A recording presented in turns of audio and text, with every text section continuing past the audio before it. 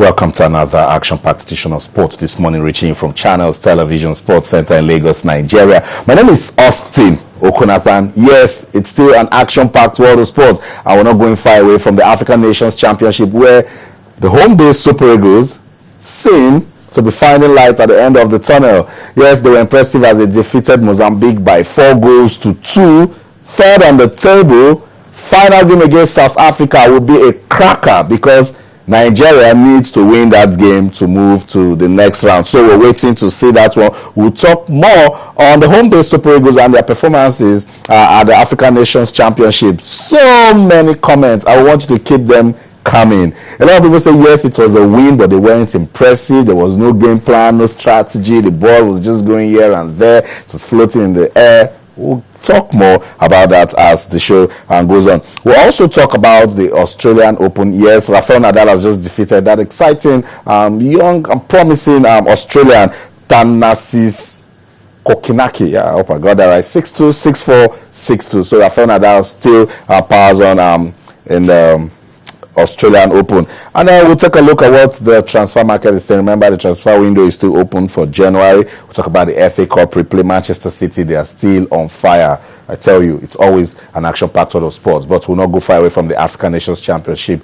in South Africa. We'll take a quick look at some highlights from that game between Nigeria and Mozambique. I'm smiling because we can actually help that team get better. And when we come back, we'll talk. We'll try to link up South Africa, see how the home-based Super Eagles are getting set for that crucial game against South Africa. And then we'll talk some more. Don't go anywhere. We'll be right back. Stay.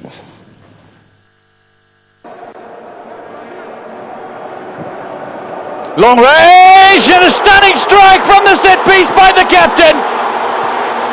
Caught the Nigerians completely unawares. Daniel Hahn strikes home inside 10 minutes.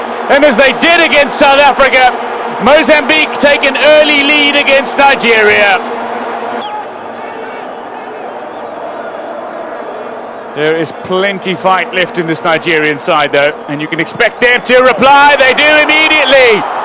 2 goals in the space of a minute. Mozambique from the set piece, from a throw-in on the far side. Ifeanyeri brings Nigeria right back on level terms.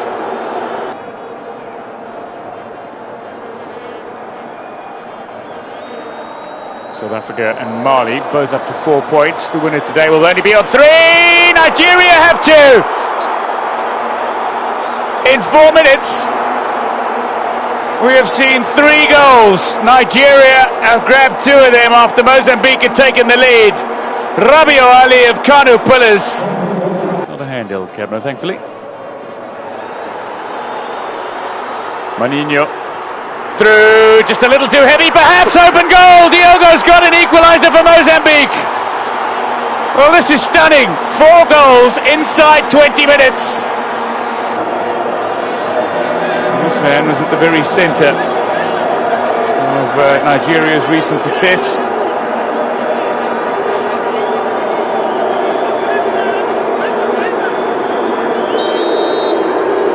Rabiot Ali to take Nigeria in front. Safely into the back of the Mozambican net. He doesn't miss from the penalty mark. For a long time, set-piece taker at both his previous club and Kano Pillars, Rabiot Ali has got a second goal in this game. The first he struck with fury. Rabiot Ali sends the ball out wide. Kwambe on the overlap. Great chance for Nigeria to wrap up the match here. And brilliantly done. Absolutely brilliantly done by the substitute, Barnabas Nana Nimenga. The 22-year-old Lobby Stars man wraps up this match for Nigeria, taking them 2 goals clear of Nigeria with 2 minutes. Okay, so there you have it. The home-based Super Eagles powers on in South Africa, defeating Mozambique by 4-2. To me, impressive. Development is a gradual movement towards advancement. It's better than the first game against Mali. Let's hope they consolidate when they play South Africa. You know how we do it on Sports This Morning. We want you to talk to us. Our feedback mechanism hasn't changed on Twitter. That's what I want to do this morning. I want to read your tweets. I want you to talk to us wherever you are watching us. We keep telling you this show is designed for you. On Twitter, we're Channels_sports. On Facebook, we're Channels sports. We just love talking sports, and it only gets better when we're talking with you. I'm not just alone in the studio. My partner in play. I thought you were just saying crying. No crying. Taya Salam is here. And then Taya, we did a lot of talking yesterday. Yes. And maybe they watched us. They said most of the dailies were saying it's a do or die affair. We said we don't want no dying. Just do it. And they did it. Yeah, and they did it. Good win, 4-2. Yeah, if you didn't watch the game, and you probably think, oh, that was a very good performance by the Super Eagles, but it wasn't really a good performance, although it was a good result, and it enables Nigeria to keep its hope of actually qualifying for the knockout stages alive. I want to get you talking some more, but the Twitter messages are coming in, and I love it. I love it. Alex Uche says, if Keshi wants to progress with this team, he better drops that basket called keeper. Just look at cheap goals he conceive. Guys, I think we need to, calm down with Chigozie Agbim, but I can forgive him for the first goal. The second one, I want to understand what happened. Are we starting with Agbim? Is it about Agbim now or the Super Eagles? We're talking about the home-based Super Eagles. And he is the captain of that team. Yeah, I understand. I absolutely understand why Nigerians feel the way they feel. The 2 goals we considered yesterday, it has to be down to Agbim. The first goal, I don't see why you're pardoning Agbim for the first goal as well. So when you get beat from that distance, then you need to be held responsible as well. So the both goals, Agbim really didn't cover himself in glory at all. And I remember I mentioned that's the first goal there. Like, how do you get it? Look at the distance. And the other time during the show, I was talking about Agbim being a weak link in the team. And you were honestly, I keep telling you I'm neutral. Yes, and I'm a Nigerian. Yeah, but you honestly believe this experience was going to come to bear for the Super Eagles. But what we've seen so far is definitely not a good one. And Agbim really he needs to have a second look at himself. He's not done very well. And that's if I stepped up, good goal. Yeah, good goal. One thing we noticed again, so we got our first goal from a set piece. That was a throw in and a flick on by sweet finish, side foot volley by from Ifeanyi there. It's a good player goal. Anytime, any day. Yeah. And this is one player that I keep saying if we look at him very well, he can get better. Rabi Ali of Kano Pillars. Absolutely. Cracker of a goal. Eyes on the prize. He saw the post and then once he received that ball, I think he knew what he was going to do. He was going to aim for goal, and to have the confidence to actually do that again, you need to give him thumbs up. Rabi Ali is a very good player. We've been hearing about him for a while now. Okay, I see it coming. Okay, rounded the goalkeeper. The pass beat the defenders. Okay, beat the goalkeeper. Yeah. So what do you think happened there? I'm just going to be very honest here. I think he lost his balance, because I don't see what happened there. There was no touch from the striker. I think he lost his balance and he just fell down. Maybe there's something wrong with his balance that we're not sure about, because I really don't see any explanation for what just happened. And he's a very lucky man. He's a very lucky boy that we got his very lucky penalty. It wasn't a penalty in a million years. It wouldn't be, because I don't see what the referee saw. Austin, I really don't understand it, but we still have to convert the chance. And Rabi Ali did a very good job and sent the goalkeeper the wrong way. And after then, really, I thought we were going to go on and dominate the game. We didn't do that, and we saw Mozambique actually still tapping us around the field. We talked about good goal, Barnabas Simenga. Yeah, good goal.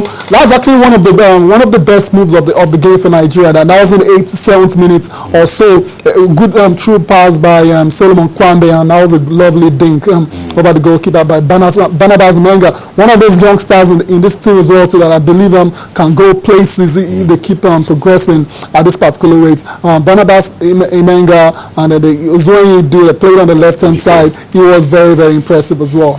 That's it. Taya says the home-based Super Eagles were impressive. Were they impressive? Yes, I said adjustment needs to be done here and there. Yeah. But we want you to tell us, if you coach Timmy Keshi, where would you really work on to get the result against South Africa? I'll put you first. Okay, yeah. If I was Stephen Keshi, definitely.